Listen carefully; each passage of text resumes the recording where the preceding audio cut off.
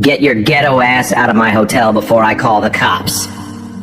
Derek Walsh snatched the black card from Maya Richardson's fingers and slammed it onto the marble floor. His polished Oxford ground down hard, twisting the $5,000 limit Centurion card under his heel like a cigarette butt. "This is embarrassing for everyone," he sneered, loud enough for the lobby to hear. "Whatever corner you got this fake card from, take it back." The front desk clerk, Sarah, giggled nervously. "Should I get the mop?" "That card probably has diseases on it."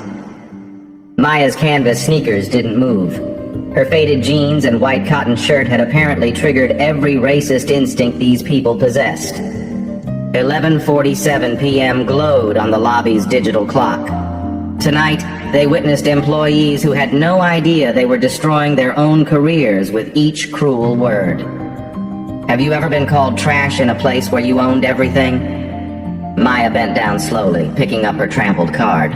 The black metal felt warm from Derek's shoe print.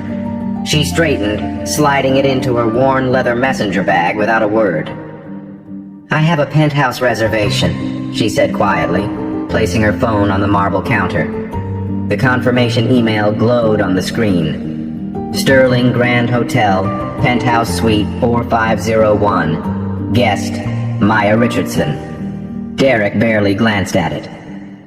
"Anyone can Photoshop this garbage. You think we're stupid?" Behind him, Sarah typed frantically on her computer. "I'm checking our system now. There is a Maya Richardson registered, but..." She looked up at Maya, then back at Derek. "This can't be right." "What can't be right?" Maya asked. "Well, the real Maya Richardson would be..." Sarah gestured vaguely. "Different. Important, you know?" Derek leaned over the counter, his voice dripping with condescension. "Let me break this down for you, sweetheart. This is a 5-star establishment. We host Fortune 500 CEOs, A-list celebrities, foreign diplomats. Look around." He gestured at the crystal chandeliers, the imported Italian marble, the hand-carved mahogany reception desk. "You see anyone else here dressed like they just rolled out of a Walmart parking lot?" Maya checked her phone. 11:52 p.m. 8 minutes until her conference call with Yamamoto Industries in Tokyo. 8 minutes to close a $200 million manufacturing deal that had taken 6 months to negotiate. The lobby's atmosphere shifted as other guests became aware of the confrontation. An elderly white couple in designer evening wear whispered behind jeweled hands. A business executive in a $1,000 suit paused his phone conversation to watch the spectacle. A young woman in the seating area, Jennifer Kim, discreetly started filming with her phone. She opened Instagram Live, whispering urgently, "Y'all, I'm witnessing some serious discrimination at this fancy Chicago hotel right now. This is insane." The viewer count climbed, 47, 89, 156. Derek turned back to Maya, his confidence growing with each passing second. "I've been working in luxury hospitality for 8 years. I can spot a scammer from across the lobby. The way you walk, the way you talk, that cheap bag you're carrying, it's all wrong." He pointed at her canvas sneakers. "You know what those shoes tell me? They tell me you take the bus.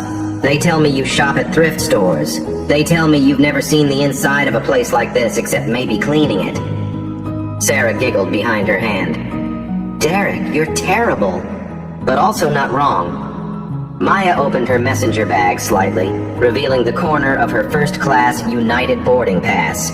Chicago to Tokyo, departing at 6 a.m. The flight that would seal the Yamamoto deal. Next to it, the edge of her black American Express Centurion card, the one Derek had just destroyed. "I understand you're busy," Maya said, her voice steady. "But I really do need to check in." Derek's laugh was sharp and cruel. "Busy? Lady, I've got time. I've got all the time in the world to explain reality to you." He leaned closer, his breath smelling of coffee and arrogance. "This isn't some community center where you can just walk in and demand things. This is private property. My property to protect. Patricia Wong, the assistant manager, emerged from the back office carrying a stack of reports.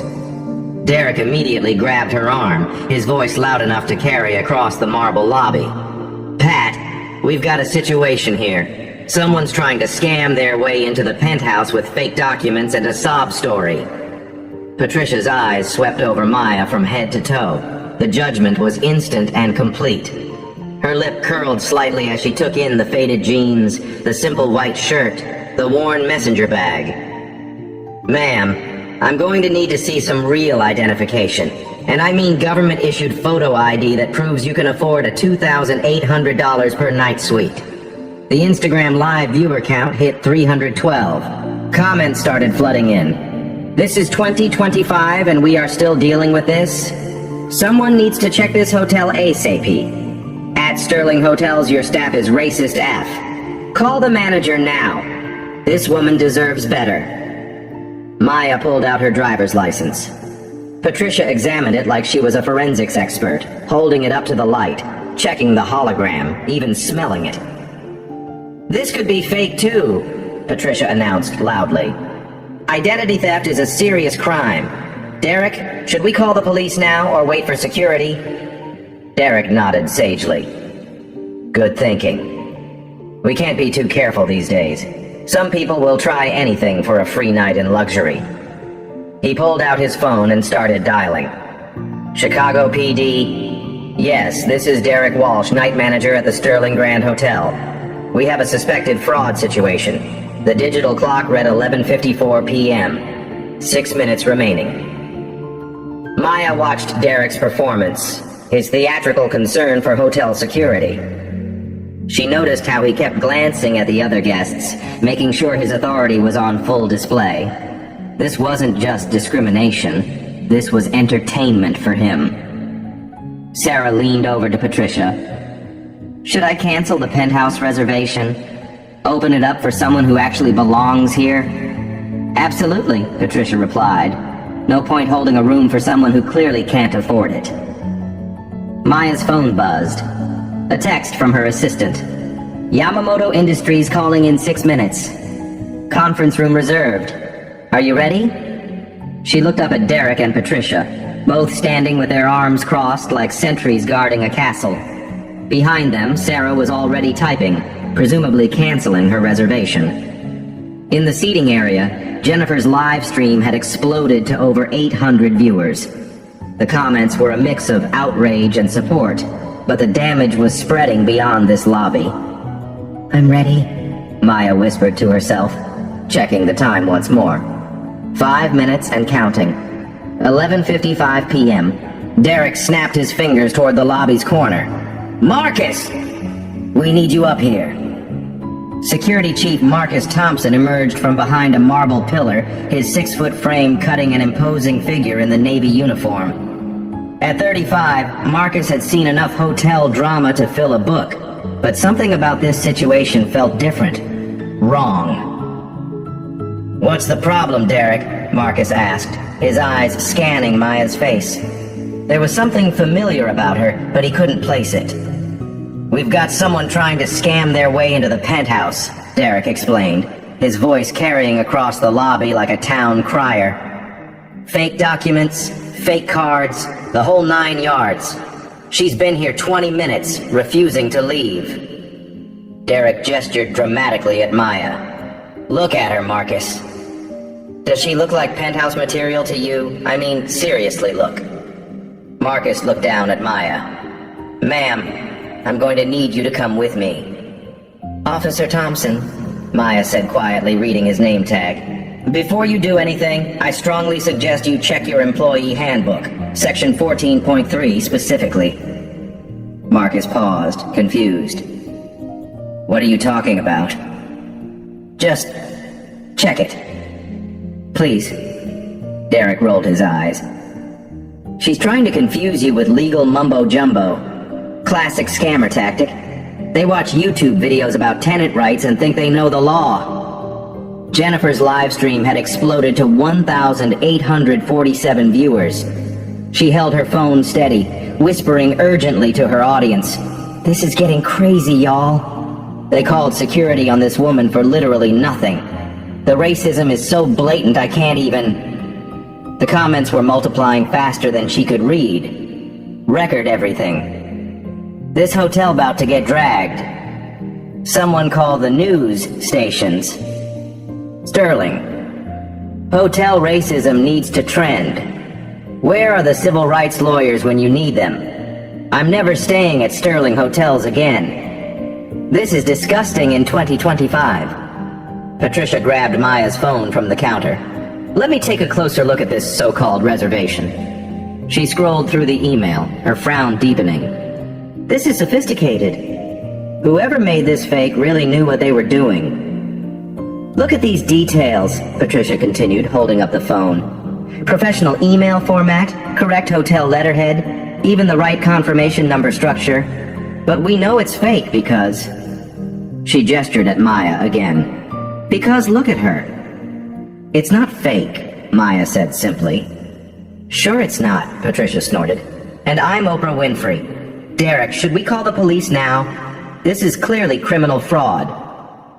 Derek was enjoying himself now, playing to his audience of hotel guests and live stream viewers. You know what I love about my job? Protecting honest, paying customers from people who think they can just walk in here and take what they want. He gestured toward the elderly couple in evening wear. Mr. and Mrs. Henderson have been staying with us for 15 years. They pay $3,000 a night and never cause problems. They dress appropriately. They respect our establishment. Mrs. Henderson shifted uncomfortably in her seat, but her husband nodded approvingly. Derek continued his performance, his voice growing louder and more theatrical. But then you get people who think they can waltz in here with their fake documents and their attitude, demanding penthouse suites like they own the place. Like they deserve something they clearly can't afford. He pointed at Maya's messenger bag. You see that bag? I've seen better luggage at a gas station. And those shoes? Those are work shoes. Manual labor shoes, not penthouse shoes. Sarah giggled from behind the counter. Derek, you're so bad. But you're not wrong, though. Maybe she does own the place, called out a voice from across the lobby. Everyone turned. A young black man in a business suit was walking toward them, having just entered through the revolving doors. His briefcase bore the logo of a major consulting firm. Derek's face darkened. Excuse me, sir, but this is a private matter. Private matter? The man laughed, looking around at the crowd of onlookers and phones recording. Half of Chicago is watching this on Instagram Live right now. This is about as private as Times Square on New Year's Eve. Marcus stepped between them. Sir, I'm going to need you to... To what? Stand here in the lobby of a public hotel? I'm a guest here too, officer. Room 2847. Been staying here for 3 days on business. He pulled out his keycard, flashing it at Marcus. And in 3 days, this is the most disgusting display of racism I've witnessed in this establishment. Derek's confidence wavered slightly. He hadn't expected backup from Maya. Sir, you don't understand the situation. This woman is trying to commit fraud. What I understand, the businessman replied, is that you've been harassing a black woman for 30 minutes without any real evidence of wrongdoing. What I understand is that your assumptions are based purely on her appearance. More hotel guests were gathering now. A family with teenagers looked uncomfortable but curious. A couple in their 40s whispered urgently to each other while filming with their phones. Maya checked her phone. 11:57 p.m. 3 minutes until Tokyo called. Patricia was still examining Maya's phone when her own device buzzed. She glanced at it and her face went pale. Derek, she whispered, we might have a problem. What kind of problem? I just got a text from corporate. They're asking about some kind of situation involving discrimination complaints. Derek waved dismissively. Probably routine. Don't worry about it. But Patricia's hands were shaking as she continued reading. No, Derek. This says they've been monitoring social media mentions of our hotel. They want a full report about any incidents involving racial discrimination. She looked up at Maya, then back at her phone. They're asking specifically about tonight. About the Chicago location. About the night shift. Derek's face began to redden. That's impossible. How would they even know? Because it's trending on social media, the businessman called out. Because thousands of people are watching this happen in real time. Jennifer's live stream had reached 4,200 viewers. The hashtag number Sterling Hotel Racism was starting to gain traction on Twitter. Local Chicago influencers were sharing the stream, adding their own commentary about discrimination in luxury establishments. Marcus was reading something on his phone, too. His expression grew increasingly troubled. "Derek," he said slowly, "I think we need to step back and reassess this situation." "Are you kidding me?" Derek snapped. "Since when do we let potential criminals dictate hotel policy?" "Since the live stream of this interaction has gone viral," Marcus replied. "Since corporate is apparently watching. Since this woman mentioned employee handbook sections that I'm now looking up." He held up his phone, showing Derek a screenshot. "Section 14.3 is about immediate termination for discriminatory behavior. Why would she know that?" Derek's jaw tightened. "I don't care if the president himself is watching. This is my shift, my lobby, my decision. I've been managing this hotel for 3 years without a single complaint." "Actually," Sarah said quietly, looking at her computer screen, "that's not exactly true. There have been 17 formal complaints filed against our location in the past 6 months." Derek spun around. "What? Why wasn't I told?" Because they were mostly about you," Sarah admitted, her voice barely above a whisper. The lobby fell silent except for the soft ping of Jennifer's live stream notifications. Maya looked around the lobby. The elderly couple was whispering nervously. The business guest was filming with his own phone now. The family with teenagers was openly staring. Jennifer was practically bouncing in her seat as her viewer count climbed toward 5,000. The digital clock read 11:58 p.m. 2 minutes until her call with Tokyo. 2 minutes until a $200 million deal that could reshape international manufacturing partnerships. 2 minutes until Derek Walsh learned exactly who he'd been talking to. Maya reached into her messenger bag and pulled out a leather portfolio. "Officer Thompson," she said quietly, "that employee handbook section? You might want to read it out loud."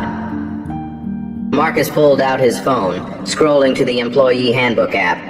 His voice carried across the silent lobby as he read aloud. Section 14.3.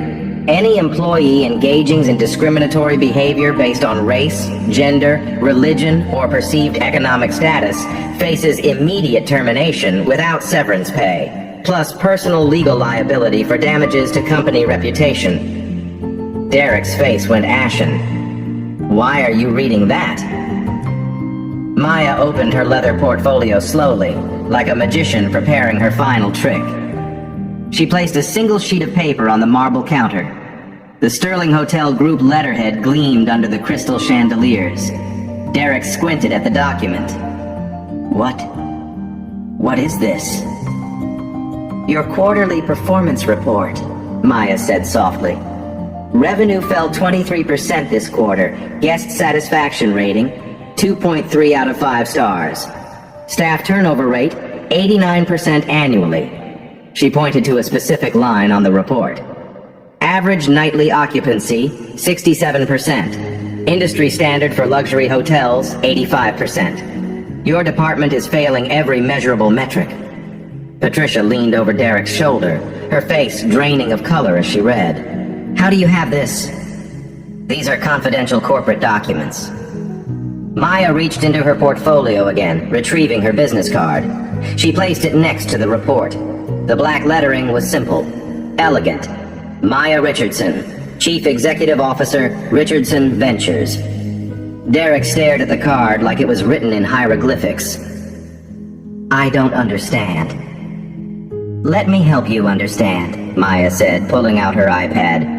She swiped to a specific screen and turned it around so everyone could see. The Sterling Hotel Group corporate website, leadership page. Her professional headshot smiled back at them from the screen. Same face, same woman, but wearing a tailored business suit instead of jeans and canvas sneakers. Maya Richardson, majority shareholder. Richardson Ventures acquired Sterling Hotel Group for $847 million, March 15, 2025. Ms. Richardson now controls 67% ownership stake in the luxury hotel chain. The silence in the lobby was deafening. You could hear the soft hum of the air conditioning, the distant tick of the antique grandfather clock, the barely audible pings from Jennifer's live stream. Then the lobby erupted. Jennifer's live stream chat exploded. Yo! She owns the hotel! No way! No way! No way! Derek is so fired! I am screaming! Plot twist of the century! This is better than Netflix. Somebody call the ambulance for Derek. Derek's legs buckled. He grabbed the marble counter to steady himself, his knuckles white against the dark stone. That's impossible. You can't be... I can't be what, Derek? Maya asked, her voice still calm as glass. I can't be successful? I can't own a billion-dollar company? I can't afford a penthouse suite in my own hotel? She gestured at her simple outfit. Or do you mean I can't look like this and still be your boss's boss's boss? Marcus stepped back, his hand moving instinctively to his security radio. Not to call for backup, but because his training was screaming at him that he'd just witnessed a career-ending disaster. Patricia's mouth opened and closed like a fish gasping for air. Ma'am, if we had known... There was no way to identify... You weren't wearing... I wasn't wearing what? Maya interrupted gently. A sign that said billionaire? A tiara? What exactly should successful black women wear to be treated with basic human dignity in their own establishments? The businessman from room 2847 started slow clapping. Best hotel drama I've ever witnessed. And I travel 200 days a year for consulting work. Other guests began pulling out their phones, realizing they were witnessing something extraordinary. The elderly couple looked mortified. The family with teenagers was recording everything. Sarah was frantically typing on her computer, pulling up Maya's actual reservation. Oh God, oh God, oh God, oh God, it's real. The penthouse reservation is real. And it's been paid for 6 months in advance. She looked up at Maya with tears in her eyes. The payment came from Richardson Ventures' corporate account. $16,800 for 6 nights. I should have checked more carefully. Derek's voice cracked like a teenager going through puberty. Ma'am, if you had just told us who you were... I did tell you who I was, Maya replied, her tone never rising above conversational level. I told you I was Maya Richardson with a confirmed reservation. You decided that wasn't enough based on my appearance. She pulled out another document from her portfolio. This is the acquisition agreement. March 15th, 2025. Richardson Ventures purchased Sterling Hotel Group for $847 million cash. We now own 847 properties in 23 countries. Maya pointed to Derek's name tag. Derek Walsh, employee ID 4471. You work for me. She turned to Patricia. Patricia Wong, employee ID 4203. You work for me. She looked at Sarah. Sarah Mitchell, employee ID 4892. You work for me. Derek tried to straighten up, attempting to salvage some dignity. Ma'am, there's been a terrible misunderstanding. If you could just... Maya held up her hand. The only misunderstanding, Derek, was yours. You assumed a black woman in casual clothes couldn't possibly belong in your hotel. You made that assumption in front of witnesses, on camera, and with spectacular confidence.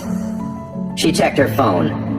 11:59 p.m. Before I take my conference call with Tokyo in 60 seconds, let me share why I'm really here tonight. Maya pulled out a printed email chain from her portfolio. The subject line was visible to everyone. Discrimination